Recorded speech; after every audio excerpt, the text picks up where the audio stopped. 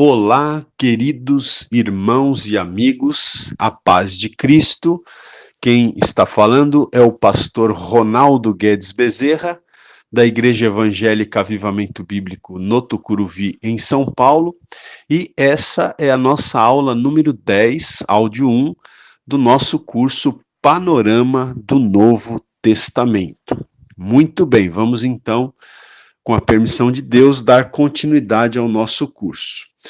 Depois de termos falado sobre os 30 anos preparatórios de Jesus, depois também de termos falado sobre os começos da pregação do Evangelho, nós falamos na última aula sobre o ministério inicial de Jesus na Judéia, quando então abordamos, a primeira purificação do templo em Jerusalém, a conversa que Jesus teve com Nicodemos, aquele ministério de 2 dias que Jesus exerceu em uma aldeia dos samaritanos, quando ele evangelizou ali a mulher samaritana, e posteriormente, então, a sua chegada na Galileia. Portanto, hoje nós vamos começar a falar sobre o grande ministério de Jesus na Galileia, tá? Então, os comentaristas bíblicos, os comentaristas dos evangelhos, que fazem essa harmonização dos 4 evangelhos, classificam, essa parte do ministério de Jesus como o seu grande ministério na Galileia, tá? Então, continuo incentivando vocês a darem uma olhadinha no mapa, que muitas vezes você vai encontrar esses mapas aí na sua própria Bíblia, e verifique ali um mapa da Palestina para você localizar, onde fica a Galiléia, onde fica a Samaria, onde fica a Judéia. Então, o ministério de Jesus, ele se inicia na Judéia, que é no sul, seria na parte de baixo do mapa, quando você está olhando para o mapa. E aí depois Jesus, então, ele vai para a Galiléia, que é no norte, a parte de cima do mapa, mas nessa viagem é que Jesus passa por Samaria, evangeliza ali a mulher samaritana, e posteriormente Jesus chega, então, finalmente, na Galiléia, não é? E, bom, queridos, os começos do ministério de Jesus na Galiléia, nós podemos ver relatado, os começos desse ministério de Jesus, aqui, por exemplo, no Evangelho de Marcos, capítulo 1, versículos 14 e 15, diz assim, olha, Marcos 1, versículo 14, ora, depois que João foi entregue, veio Jesus para a Galileia, pregando o Evangelho de Deus e dizendo, o tempo está cumprido e é chegado o reino de Deus. Arrependei-vos e crede no Evangelho. Então, veja, eu já falei isso também, em aula anterior.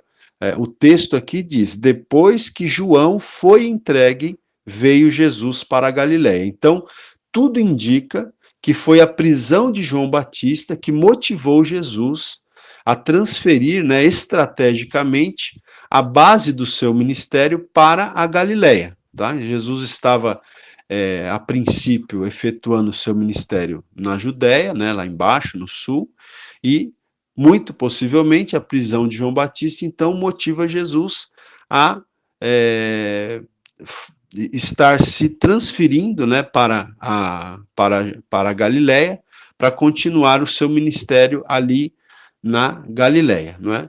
E é interessante a gente ter em mente que quando Jesus, então, transfere, vamos dizer assim, a base do seu ministério para a Galiléia, lá na Galiléia, Jesus, ele faz da cidade de Cafarnaum a base das suas atividades, Alguns até dizem, tipo de um quartel-general. Jesus, ele faz da cidade de Cafarnaum a sua base de atividades, porque Jesus tinha um ministério itinerante, ele visitava muitos lugares, muitas cidades, muitas aldeias, mas o quartel-general, vamos dizer assim, a base de atividades de Jesus era na cidade de Cafarnaum.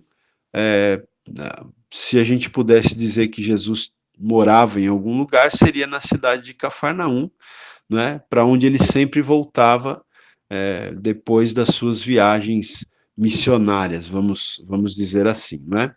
Então, aqui também ainda no Evangelho de Lucas, no capítulo 4, versículos 14 e 15, diz também sobre a ida de Jesus para a Galileia, não é? Diz assim, olha, Lucas capítulo 4, versículos 14 e 15. Então voltou Jesus para a Galileia no poder do Espírito. Veja Lucas sempre destacando, né, o Espírito Santo na sua narrativa. E a sua fama, continua o texto, a sua fama correu por toda a circunvizinhança. Então a fama de Jesus correu por toda a circunvizinhança ali da Galileia, não é? E diz aqui: ensinava nas sinagogas deles e por todos era louvado. Muito bem. Então, o primeiro evento importante, interessante que ocorre depois da chegada de Jesus na Galileia e, portanto, depois do início do ministério galileu, né, do ministério de Jesus ali na Galileia, o primeiro evento que nós temos narrado nas Escrituras está em João, no Evangelho de João, capítulo 4, do versículo 46 em diante, que a cura, não é, do filho de um oficial do rei. No entanto, vale destacar aqui que Jesus, quando ele efetuou essa cura, Jesus ele estava na cidade de Caná, aonde ele tinha feito o seu primeiro sinal, né, transformando água em vinho. Ele estava lá nessa cidade de Caná e ele cura o filho de um oficial do rei que estava em Cafarnaum. Então aqui Jesus mostra o seu poder sobre a distância, né? Porque ele curou uma pessoa que nem estava ali na presença dele. Jesus estava em Caná e o doente estava em Cafarnaum. E Jesus ainda assim cura esse enfermo. Então, eu vou ler o texto aqui rapidamente. Olha, João 4:46 diz: Foi então outra vez a Caná da Galileia, onde da água fizera vinho. Ora, havia um oficial do rei cujo filho estava enfermo em Cafarnaum. Então o texto aqui já deixa claro que Jesus estava em Caná, onde ele tinha transformado a água em vinho, né? E havia um oficial do rei cujo filho, o filho desse oficial, estava enfermo em Cafarnaum, em uma outra cidade. Quando ele soube que Jesus tinha vindo da Judéia para a Galiléia, esse oficial do rei foi ter com ele, foi ter com Jesus, e lhe rogou que descesse e lhe curasse o filho, pois estava à morte. Então esse oficial do rei pede que Jesus vá com ele, não é, para curar o seu filho. Mas o verso 50 diz assim: respondeu-lhe Jesus: vai, o teu filho vive. Então Jesus ele não foi até Cafarnaum, ele não precisou ir até Cafarnaum, lá de Caná mesmo, Jesus deu uma palavra de ordem, vamos dizer assim, né? E disse: vai, o teu filho vive. E o homem creu na palavra que Jesus lhe dissera e partiu. Quando ele já ia descendo, saíram-lhe ao encontro os seus servos, né? Os servos daquele oficial do rei, e lhe disseram que seu filho vivia. Perguntou-lhes, pois, a que hora começara a melhorar? Ao que lhe disseram: ontem, à hora 7ª, a febre o deixou. Reconheceu, pois, o pai ser aquela hora a mesma em que Jesus lhe dissera: o teu filho vive, e creu ele e toda a sua casa. Então, é um texto interessantíssimo, né? Esse oficial do rei, então, ele vai ao encontro dele, né? Vão ao encontro dele os seus servos e dizem para ele que o filho dele já estava bom, já tinha melhorado, né? Já estava curado. E aí ele pergunta para os seus servos a que hora que o filho tinha melhorado. E eles dizem, ontem, a hora sétima. E então, aquele oficial do rei, aquele pai, ele associa que foi exatamente na hora que Jesus tinha dito para ele, vai, o teu filho vive. Não é? Então, nós vemos aqui um texto maravilhoso, não é, irmãos? O poder de Jesus sobre a distância, sobre a enfermidade, e o Senhor Jesus falou uma palavra aqui para aquele pai e o filho dele foi curado. E nós cremos que Jesus é o mesmo, né? Ontem, hoje e será eternamente. Você pode estar passando por uma dificuldade aí, mas o Senhor Jesus é aquele que pode, por assim dizer, liberar uma palavra de vitória, de cura, e você será alcançado então pela graça e pelo poder de Deus. Amém? O Robert Gundry, o comentarista que a gente está acompanhando, ele diz aqui, ele faz um comentário sobre essa passagem, ele diz assim, foi preciso profunda fé para esse nobre, né, um oficial do rei, ter se aproximado de Jesus, rogando-lhe tal favor. E foi necessária fé maior ainda para partir crendo que o seu filho fora curado. Então, o Robert Gundry aqui, ele destaca a fé, né, desse homem, desse oficial do rei, que teve que ter fé tanto para se aproximar de Jesus, para lhe pedir esta bênção, como teve que ter fé também para partir, né, crendo que o seu filho já havia sido curado. Então, aqui também se destaca a necessidade da fé. Amém, queridos? É muito importante que nós sempre estejamos, né, crendo no Senhor Jesus, crendo no seu poder, crendo no poder da sua palavra. Muito bem. Na sequência, nós vamos ter aqui Jesus chamando, não é? 4 pescadores para que esses 4 pescadores se tornem seus discípulos, para que eles se tornem pescadores de homens. Mas vale aqui a gente, antes de falar sobre esse chamado de Jesus a esses 4 pescadores, vale a gente destacar o seguinte: mais ou menos nessa época do ministério de Jesus, não é, se dá o fim do ano inaugural do seu ministério. Tá? Então, mais ou menos aqui nessa época, quando Jesus vai ali chamar, né, esses 4 pescadores para fazer deles pescadores de homens, mais ou menos por aqui já está se completando um ano do ministério público de Jesus, tá? Então, aproximadamente a partir deste ponto, se dá o fim do ano inaugural do ministério de Jesus, que é aquele ano conhecido como ano de obscuridade, né? E inicia-se o segundo ano do seu ministério, conhecido como ano de popularidade, certo? Então vamos lá. Nós temos aqui o texto de Mateus, capítulo 4, temos esse chamado de Jesus a esses 4 pescadores. Ele está tanto no Evangelho de Marcos, né, como relatado também no Evangelho de Mateus e no Evangelho de Lucas. Mas eu vou destacar aqui o texto do Evangelho de Mateus, capítulo 4, versículo 18 em diante, que diz o seguinte: E Jesus, andando ao longo do mar da Galileia, viu 2 irmãos, Simão, chamado Pedro, e seu irmão André. Então, grave aí os nomes deles: Simão, né, chamado Pedro, e o seu irmão André, os quais lançavam a rede ao mar, porque eram pescadores. Disse-lhes: Vinde após mim, e eu vos farei pescadores de homens. Eles, pois, deixando imediatamente as redes, o seguiram. E passando mais adiante, viu outros 2 irmãos, Tiago, filho de Zebedeu, e seu irmão João. Então grave aqui esses nomes, Tiago e João, né? E eles estavam no barco com seu pai Zebedeu, consertando as redes.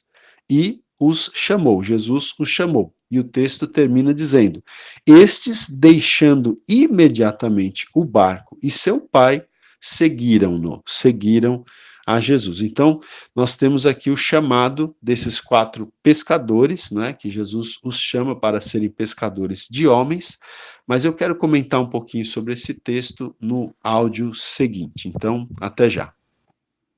Aula 10, áudio 2. Então, eu estava falando sobre o chamado de Jesus a 4 pescadores, para que eles então se tornassem pescadores de homens. Então, eu destaquei aqui, quando eu fiz a leitura do texto, os nomes deles, né? Ou seja, era Simão, Simão Pedro, né? Simão chamado Pedro, André, irmão dele, e outros 2 irmãos, Tiago e João, não é?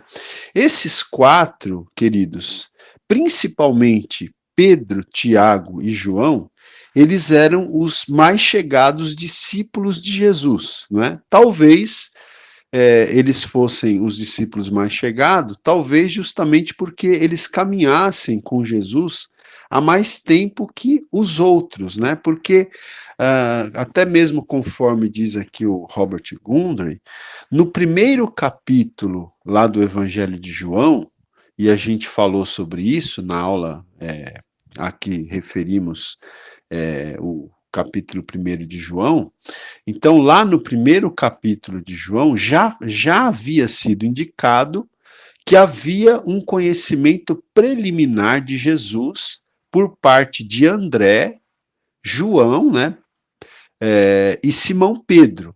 Né? Vocês se lembram que a gente falou sobre isso em uma das aulas anteriores, né? E esse conhecimento que explica por que agora eles se dispuseram a abandonar a sua profissão de pescadores a fim de seguirem a Jesus. Né? E o Robert Gundry ainda acrescenta aqui o seguinte: a isso devemos adicionar o fato que Tiago e João eram meio primos de Jesus, tá? Então, lá na narrativa do Evangelho de João, a gente já tem um texto lá que fala, né, de Jesus ali se relacionando com André, com João, com Pedro, né? Então, já havia aí um conhecimento de Jesus em relação a essas pessoas, né? E isso explica por que agora, né, Jesus os chama e ele se dispõe então a abandonar a sua profissão de pescadores ali, a fim de seguirem a Jesus. E também o Robert Gundry ele acrescenta esse fato aqui, baseado em alguns textos que ele cita aqui, como Marcos 15:40, 16:1, Mateus 27:56 e João 19:25, né? Embora ele fala que seria interessante ler comentários, né, sobre esses textos, mas a partir desses textos ele nos fala aqui, né, que Tiago e João eles eram meio primos de Jesus, tá? Bom, gente, é interessante também a gente perceber o seguinte, que esse chamado de Jesus a esses 4, a Pedro e André, que eram irmãos, Tiago e João, que também eram irmãos, esse chamado, ele está relatado, então, bem especificamente no Evangelho de Mateus, que eu acabei de ler, e também no Evangelho de Marcos.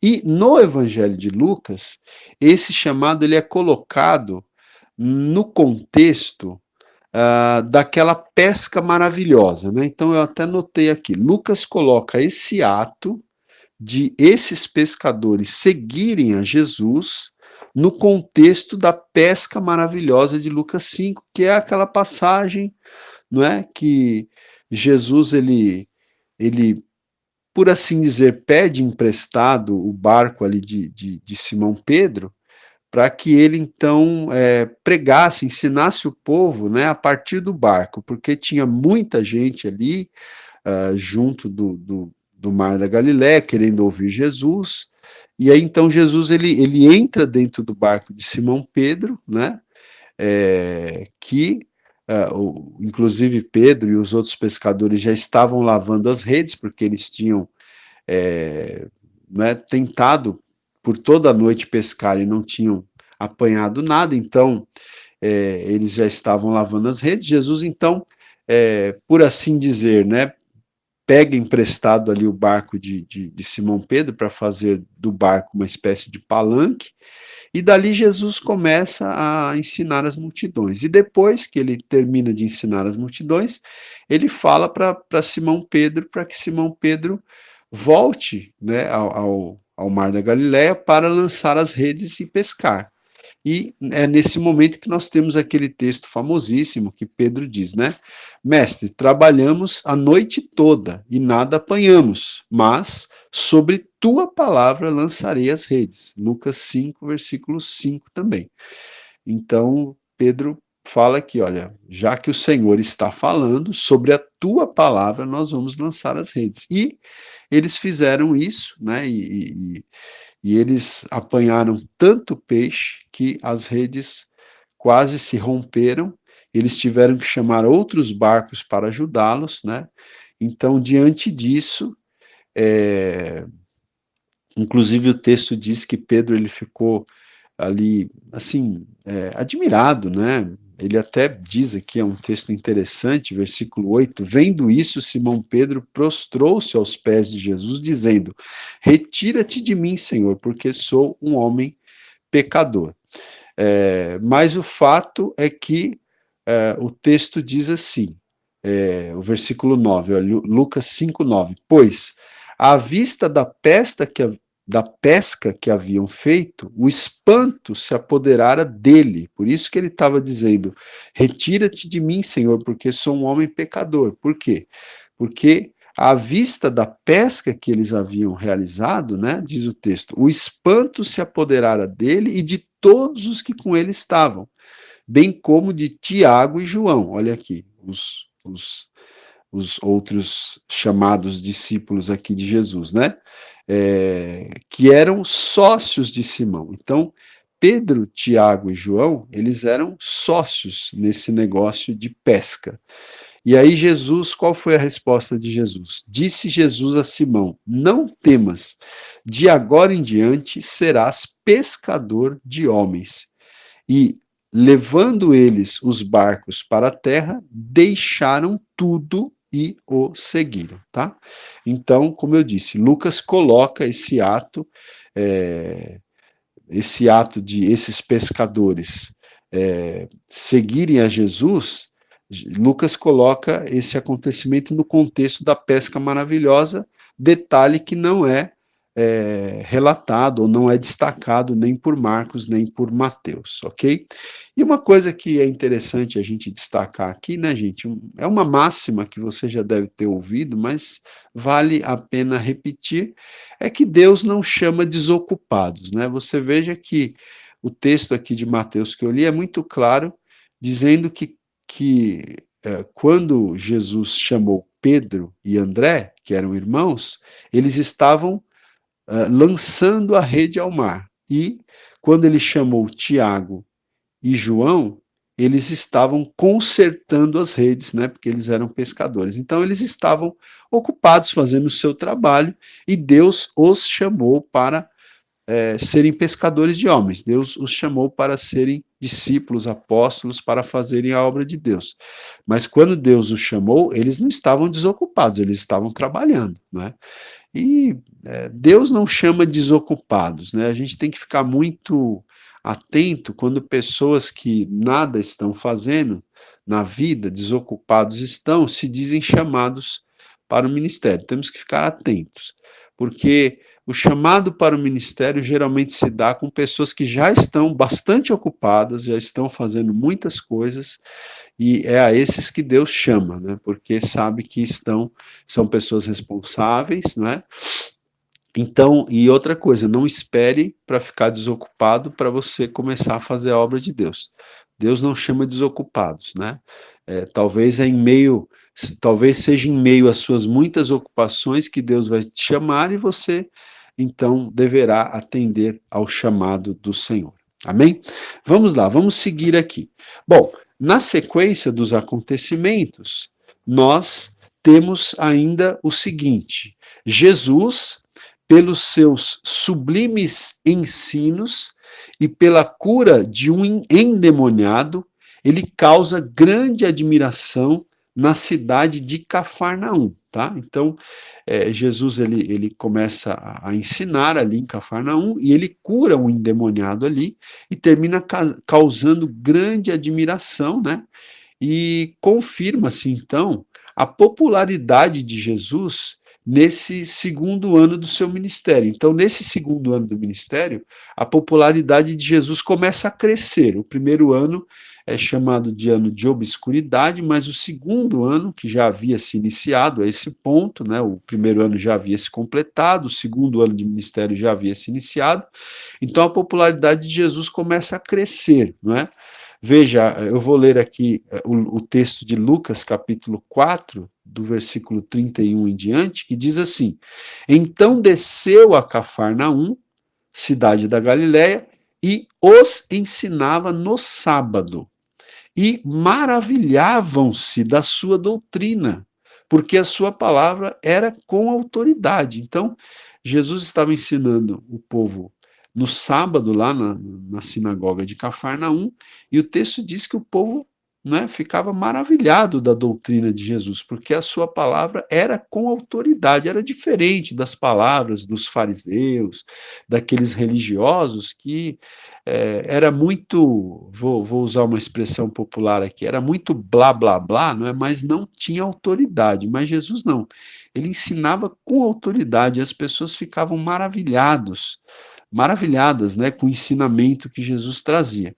E nesse contexto, o texto continua dizendo que havia na sinagoga um homem que tinha o espírito de um demônio imundo e gritou em alta voz. Esse homem, então, endemoniado, gritou em alta voz: Ah, que temos nós contigo, Jesus Nazareno? Vieste destruir-nos? Bem sei quem és, o Santo de Deus. Mas Jesus o repreendeu, dizendo: Cala-te e sai dele. E o demônio, tendo-o lançado por terra, no meio do povo, saiu dele sem lhe fazer mal algum. Então Jesus aqui ele repreende, né, aquele espírito maligno, aquele demônio, e o homem fica liberto então daquele espírito maligno, daquele demônio, não é? E o versículo 36 diz: E veio espanto sobre todos, e falavam entre si, perguntando uns aos outros: Que palavra é esta? Pois com autoridade e poder ordena aos espíritos imundos e eles saem. E se divulgava a sua fama por todos os lugares da circunvizinhança. Então veja que a fama de Jesus vai crescendo aqui, né? E aqui a gente vê o poder de Deus na vida de Jesus para libertar os que são presos pelo diabo. Né? E, gente, Jesus é o mesmo ontem, hoje e eternamente. Ele não mudou. Jesus continua sendo poderoso para libertar os cativos de Satanás. E hoje ele usa a minha vida e a sua vida, não é, para que tais libertações sejam efetuadas. Coloquemos-nos, então, como instrumentos de Deus para que isso aconteça através das nossas vidas, pelo poder do nome do Senhor Jesus. Amém? Muito bem. Na sequência, a gente tem também um outro acontecimento que é Jesus curando a sogra de Pedro e muitos outros, né? Então, eu vou continuar com o texto de Lucas, capítulo 4 aqui, versículo 38, que diz assim: Ora, levantando-se Jesus, saiu da sinagoga onde ele tinha libertado esse homem desse espírito maligno.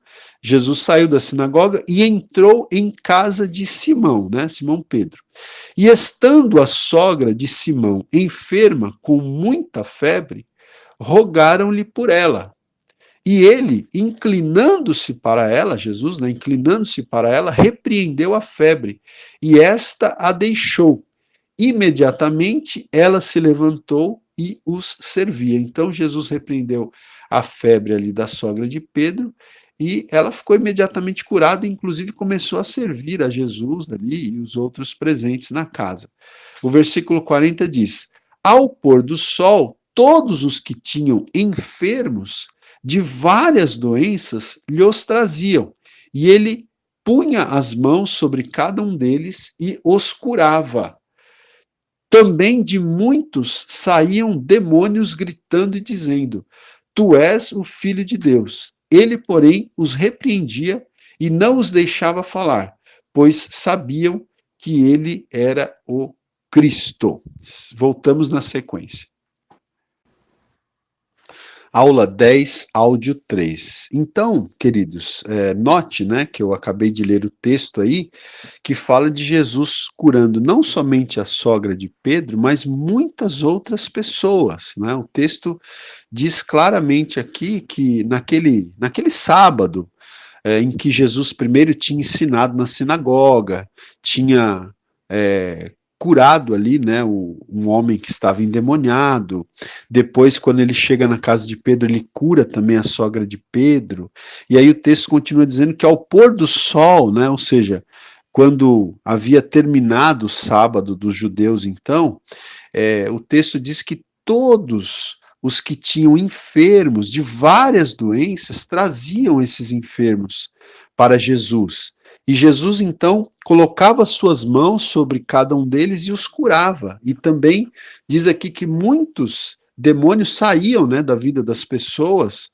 E então Jesus operou aqui, né, todos essas curas, essas libertações, não é?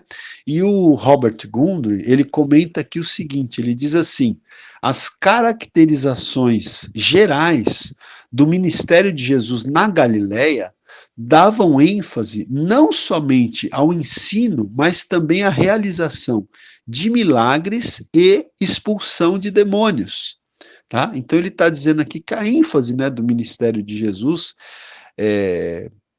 particularmente aqui nesse ministério galileu, estava não somente no ensino, né, da palavra de Deus, como também na realização de milagres e expulsão de demônios, libertando pessoas de espíritos imundos. E essa realização de milagres e expulsão de demônios representam a chegada, né, a invasão, vamos dizer assim, do reino de Deus sobre o reino de Satanás, prenunciando a derrota do reino de Satanás. O reino de Satanás, nesse caso, representado pelas enfermidades, pela morte, né, e pelas pessoas ali possuídas por espíritos malignos. Mas Jesus, o reino de Deus, na pessoa de Jesus, vai chegando, vai invadindo, né, e vai invadindo o reino de Satanás e vai pronunciando, né, a derrota do reino de Satanás. Muito bem, vamos lá, gente. Na sequência aqui, nós temos o seguinte: em paralelo com a sua fama crescente, cresce também a hostilidade contra Jesus. Então, ao mesmo tempo que Jesus começa a ter uma fama crescente, né, porque as pessoas começam a comentar das curas que Jesus fazia, das libertações, das palavras que ele ensinava, da sua autoridade, né, quando ensinava ali a palavra de Deus. Então, em função de tudo isso, a sua fama foi crescendo, mas, como seria mais ou menos natural, né, vai crescendo também a hostilidade contra Jesus, ao mesmo tempo que vai crescendo a sua fama. E o texto continua nos dizendo, né, os textos bíblicos nos levam a entender que na sequência, então, Jesus, ele inicia a sua primeira viagem evangelística pela Galiléia. Então, Jesus faz uma espécie de uma viagem missionária ali pela Galiléia, né, ali no norte da Palestina, ali no entorno ali do Mar da Galileia, não é?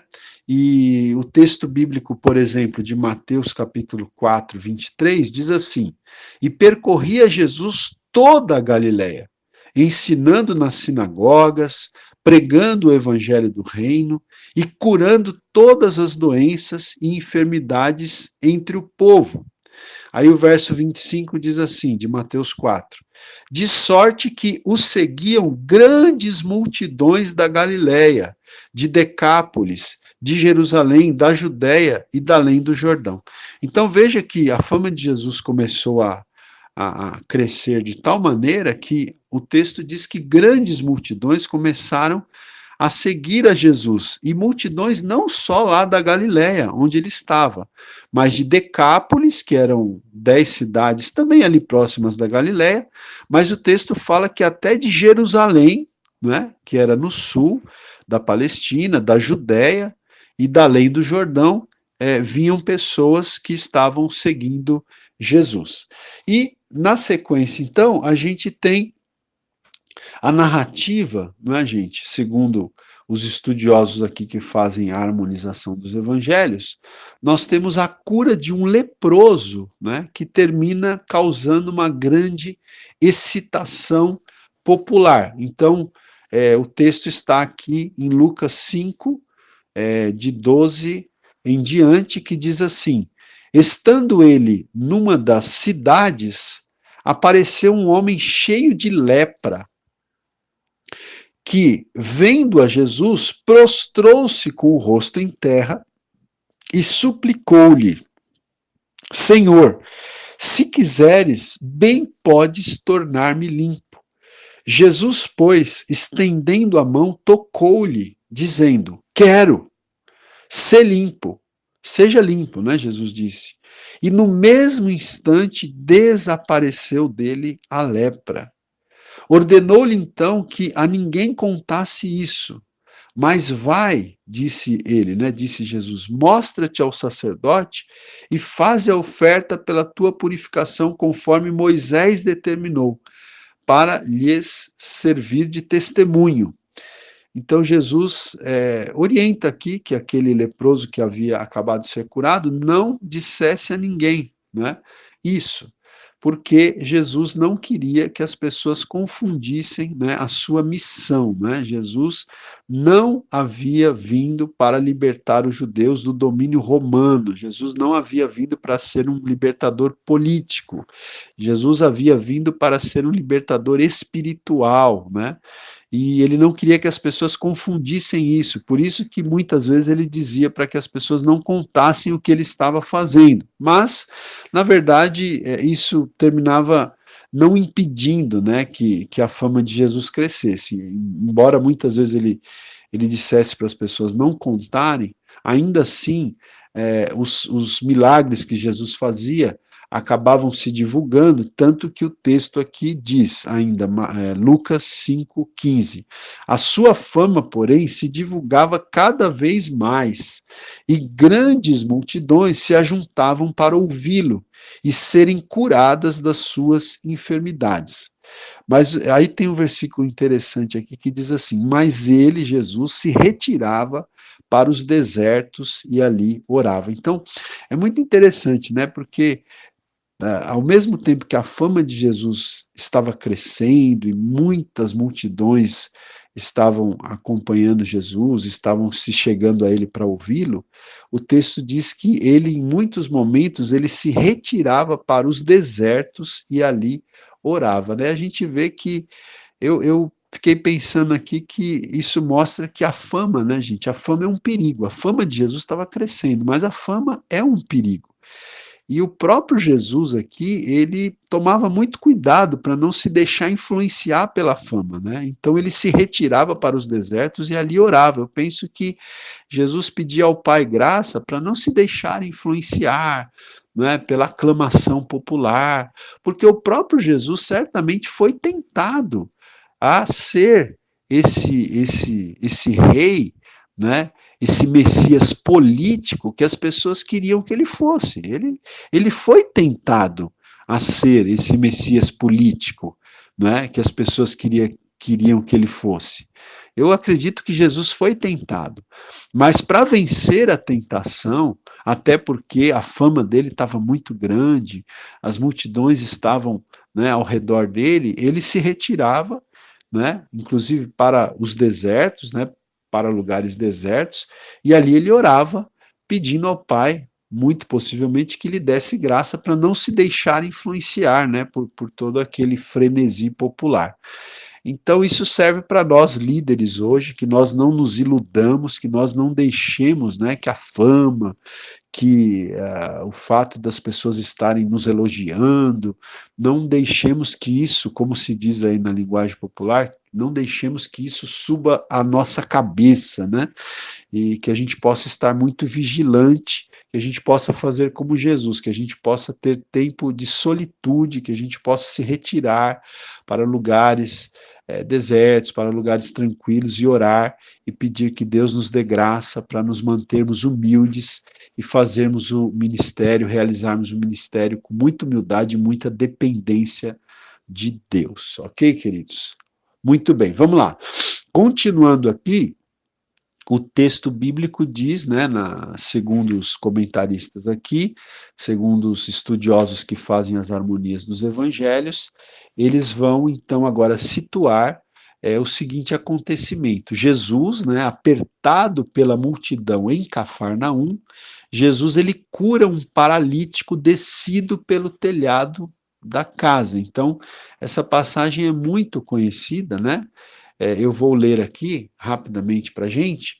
Diz assim: então, alguns dias depois, entrou Jesus outra vez em Cafarnaum e soube-se que ele estava em casa. Então, Cafarnaum, que era uma espécie de quartel-general ali de base de Jesus. E souberam que Jesus estava em Cafarnaum, que Jesus tinha voltado a Cafarnaum.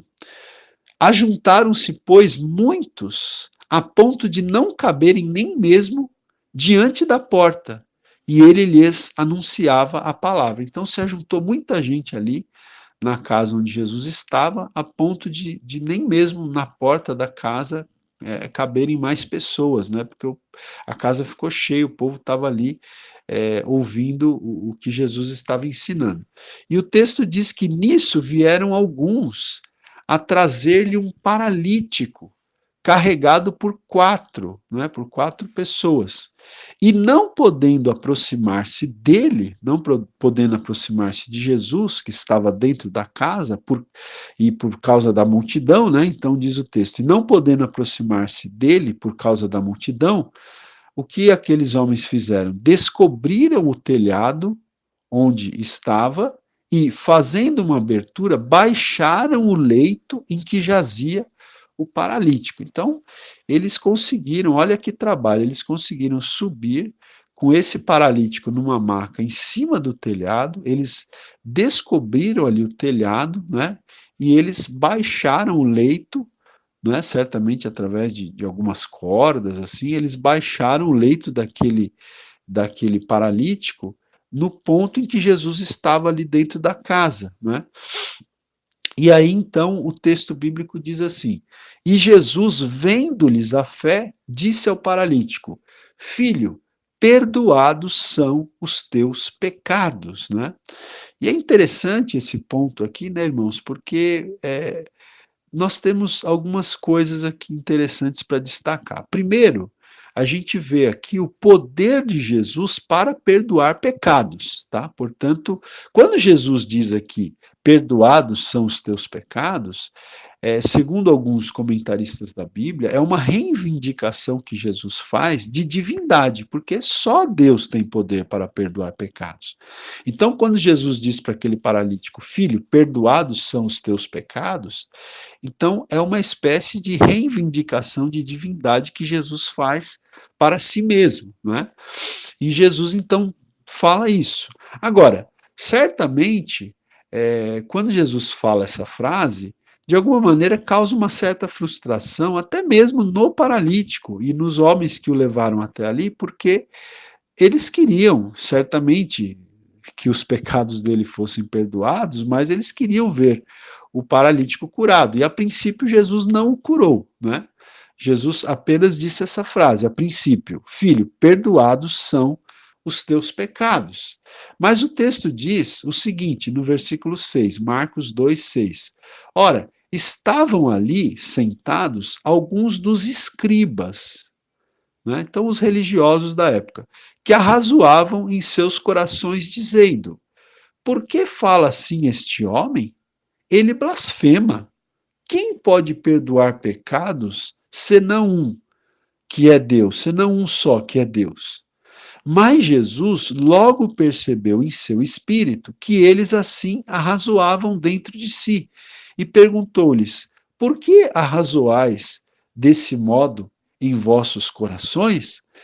Então veja, quando Jesus disse àquele homem: Perdoados são os teus pecados, os escribas, os religiosos que estavam ali, começaram a questionar aquele ato de Jesus, né? Eles começaram a pensar dentro deles mesmos. Mas quem é esse homem que pensa que pode perdoar pecados, né? Então eu volto na sequência. Aula 10, áudio 4. Então, como eu estava dizendo, aqueles escribas, aqueles religiosos, eles ficaram questionando a ação de Jesus ali, né? E internamente, interiormente, eles ficaram se perguntando, por que fala assim este homem? Ele blasfema. Quem pode perdoar pecados senão um só, que é Deus? Mas o texto bíblico diz que Jesus logo percebeu em seu espírito que eles assim arrazoavam e perguntou-lhes: Por que arrazoais desse modo em vossos corações? Aí Jesus pergunta para aqueles homens ali, para aqueles escribas: Qual é mais fácil? Dizer ao paralítico: Perdoados são os teus pecados? Ou dizer: Levanta-te, toma o teu leito e anda? Jesus lança essa pergunta para eles aqui. O que é mais fácil? E aí eu pergunto para você que está me ouvindo: o que seria mais fácil dizer? Perdoados estão os teus pecados? Ou seria mais fácil dizer: Levanta, toma o teu leito e anda? Eu entendo que é mais fácil dizer: Perdoados estão os seus pecados, porque, como seria uma mudança interna, não daria para verificar se ela havia ocorrido ou não. Mas se Jesus fosse falar: Levanta, toma o teu leito e anda, era mais difícil, porque a coisa teria que acontecer, né? Dizer perdoados estão os teus pecados seria uma mudança interna, uma coisa que não precisava ser verificada externamente. Mas se Jesus falasse: Levanta, toma o teu leito e anda, a coisa teria que acontecer. Então Jesus faz essa pergunta aqui: o que é mais fácil? Dizer ao paralítico: Perdoados são os teus pecados? Ou dizer: Levanta, toma o teu leito e anda? Então, eu penso que a primeira, né, opção seria, em tese, a mais fácil. Mas Jesus, então, ele diz, versículo 10, Ora, para que saibais que o Filho do Homem tem sobre a terra autoridade para perdoar pecados, disse ao paralítico: A ti te digo, levanta-te, toma o teu leito e vai para a tua casa. Então ele se levantou e, tomando logo o leito, saiu à vista de todos, de modo que todos pasmavam e glorificavam a Deus, dizendo: Nunca vimos coisa semelhante. Então Jesus, ele também cura o paralítico, né? A princípio ele diz: Perdoados estão os seus pecados, mas para mostrar a autoridade dele, inclusive para mostrar a autoridade que ele tinha para perdoar pecados, Jesus também cura o paralítico. Então, o homem que entrou ali numa maca, paralítico, ele sai andando, né? Então, foi um milagre extraordinário. E então Jesus confirma ali o seu poder não só para curar um enfermo, como para perdoar pecados. E, tendo poder para perdoar pecados, Jesus então está aqui reivindicando e mostrando que ele não era apenas homem, mas ele era também divino, ele era Deus, né? Jesus é Deus encarnado na pessoa do Filho, na pessoa do Verbo. Muito bem, gente. Bom, nós vemos então, a partir desse texto, e nos próximos acontecimentos, nós vamos ver que há uma grande oposição, não é, que as autoridades dos judeus moveram contra Jesus em consequência das violações das tradições e dos costumes. Jesus ele começou a violar, né, as tradições e os costumes. Jesus não estava violando a lei, a palavra de Deus, não é? Porque Jesus disse que ele veio para cumprir a lei, mas Jesus estava quebrando ali as tradições, os costumes, né, dos judeus. E por causa disso, começa uma grande oposição dos judeus contra Jesus, né, praticadas Então começa essa grande oposição praticadas ali pelos líderes religiosos, né? E Jesus, ele defende tanto os seus próprios discípulos quanto a si mesmo, tá? A partir de então, a gente vai perceber isso aqui nos próximos textos. Então, na sequência, a gente tem a chamada de Levi, o publicano, tá?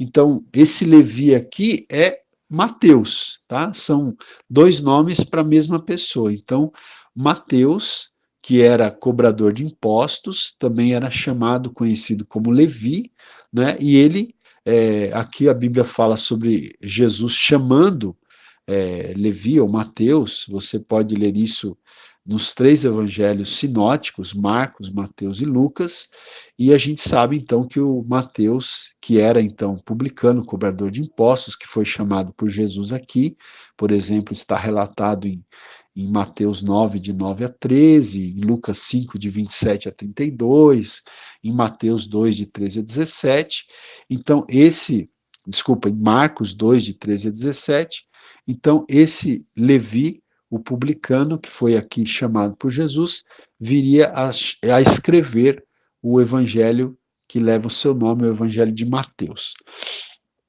Muito bem. Jesus também defende, né, os seus discípulos quando eles foram criticados por não jejuarem, tá? Então, Marcos 2, 18 a 22, Mateus 9, 14 a 17, Lucas 5, 33 a 39, você tem aqui uma passagem interessante também que Jesus está defendendo os seus discípulos, porque eles foram criticados ali, né, por aqueles que sempre ficavam criticando Jesus e o seu ministério. Os discípulos de Jesus foram criticados por não jejuarem, e Jesus os defende aqui, né? Depois, gente, na sequência, a gente vai ter o quê? Nós vamos ter um outro momento muito importante, que é o seguinte: Jesus, ele cura um enfermo em Jerusalém, olha só, agora Jesus está em Jerusalém, por ocasião da Páscoa, tá? Então, Jesus, ele cura um enfermo em Jerusalém, por ocasião da Páscoa, e, portanto, essa é a segunda Páscoa do ministério de Jesus, tá? A segunda Páscoa, depois de iniciado o ministério de Jesus. Esse texto está relatado no Evangelho de João, capítulo 5, do versículo 1 ao 47, é um texto longo, a gente não vai ter como ler, tá? Mas Jesus, ele efetua essa cura aqui, tá? Em Jerusalém, portanto, na época da Páscoa, ou seja, Jesus, então, como era de praxe, como era costume das pessoas, na época da Páscoa, o pessoal ia para Jerusalém mesmo, né? Então, Jesus foi com os seus discípulos até Jerusalém, né, durante a segunda Páscoa, depois de iniciado o ministério de Jesus, e ali Jesus, ele cura um enfermo, que é aquela cura que Jesus realiza ali no tanque de Betesda, né? Você se lembra? Então, eu vou ler rapidamente aqui os primeiros versículos. Olha, João 5, 1. Depois disso, havia uma festa dos judeus. Então, tudo leva a crer que se fala aqui da Páscoa. E Jesus subiu a Jerusalém. Ora, em Jerusalém, próximo à Porta das Ovelhas, há um tanque chamado em hebraico Betesda, o qual tem 5 alpendres. Nestes jazia grande multidão de enfermos, cegos, mancos e ressecados. Achava-se ali um homem que havia 38 anos estava enfermo. Jesus, vendo-o deitado e sabendo que estava assim havia muito tempo, perguntou-lhe: Queres ficar são? Respondeu-lhe o enfermo: Senhor, não tenho ninguém que, ao ser agitada a água, me ponha no tanque. Assim, enquanto eu vou, desce outro antes de mim. Disse-lhe Jesus: Levanta-te, toma o teu leito e anda. E imediatamente o homem ficou são, e tomando o seu leito começou a andar. E, ora, aquele dia era sábado, né? Então Jesus, ele realiza, por ocasião da segunda Páscoa, depois de iniciado o seu ministério, ele realiza esse milagre curando esse paralítico que estava há 38 anos nessa paralisia, Jesus cura esse homem lá no tanque de Betesda, só que Jesus efetua essa cura em um sábado.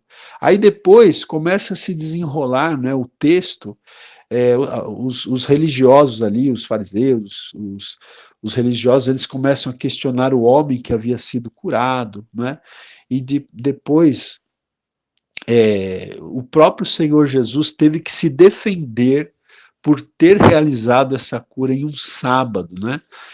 Por exemplo, aqui, ó, João 5,18 diz assim: por isso, pois, os judeus ainda mais procuravam matá-lo, porque não só violava o sábado, mas também dizia que Deus era seu próprio Pai, fazendo-se igual a Deus.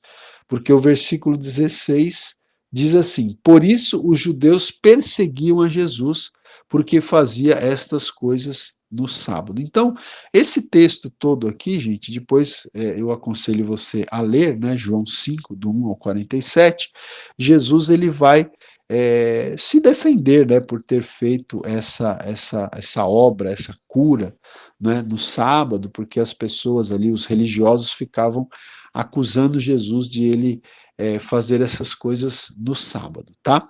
Bom, gente, seguindo aqui então, na sequência do nosso estudo, nós temos também o seguinte, depois os estudiosos aqui das harmonias, ou da harmonia dos evangelhos, eles colocam o seguinte aqui: os discípulos colhem espigas num sábado e Jesus os defende da consequente crítica dos fariseus. Então a gente tem essa passagem também, não é? Isso está em Marcos capítulo 2, Mateus capítulo 12 e Lucas capítulo 6. Né? Os discípulos eles colhem espigas num sábado, e aí os fariseus, que né, eram aqueles religiosos, eles criticam os discípulos de Jesus por estarem colhendo espigas no sábado, porque o sábado era um dia que não se podia trabalhar, era um dia de descanso. Então, os fariseus sempre preocupados com detalhes, né? Detalhes muitas vezes pequenos, né? Como a gente sempre diz, né? Jesus mesmo disse a respeito deles que eles coavam um mosquito, né? Ali no sentido de serem tão detalhistas em relação a algumas coisas, mas engoliam o camelo em outras coisas. Então, aqui nesse texto, Jesus vai defender, né, os seus discípulos por eles terem colhido espigas no sábado. Jesus os defende da crítica dos fariseus, tá? E depois, na sequência, o texto bíblico traz para a gente que Jesus, novamente no sábado, veja, Jesus fazia muitos milagres no sábado, né? Jesus, ele cura no sábado a mão mirrada de um homem, né? E novamente se defende dos fariseus que, encolerizados, queriam matá-lo, né? Então, aqui, gente, muito provavelmente, quando Jesus defende os seus discípulos da crítica de eles terem colhido espigas num sábado, isso muito provavelmente aconteceu quando Jesus já estava voltando para Galiléia, né? Depois de ter passado a segunda Páscoa lá em Jerusalém e ter curado aquele homem lá no sábado, aquele paralítico. Então Jesus, depois da Páscoa, ele está voltando de novo para Galiléia e nessa volta é que acontece esse fato de os discípulos colherem espigas e serem criticados pelos fariseus. E depois, provavelmente, de terem chegado a Galiléia, que Jesus faz esse outro milagre, curando a mão mirrada de um homem, né? E aí é acusado novamente pelos fariseus por ter feito isso em um sábado, né? E os fariseus aqui, eles já estão num ponto de estarem encolerizados, né? E já estão querendo matar Jesus, eles já estão querendo matar Jesus, porque né, eles estão, então, encolerizados ali com Jesus, né? Porque Jesus ali com o seu discurso, com o seu ministério, com os milagres que ele fazia, ele estava representando uma espécie de ameaça àquela estrutura religiosa, aquela estrutura de comando dos fariseus, dos saduceus, dos escribas, dos sacerdotes e tudo mais, né? Então veja que aqui em Marcos capítulo 3, versículo 6, diz assim: E os fariseus, saindo dali, entraram logo em conselho com os herodianos contra ele para o matarem. Então, aqui já começam, né, os tramas. É claro que vai demorar ainda um pouco de tempo para Jesus ser morto, para Jesus ser crucificado, mas já se começa os inimigos de Jesus aqui já começam a tramar contra Jesus, querendo matá-lo, ok? Deus abençoe a sua vida, até a próxima aula, permitindo Deus.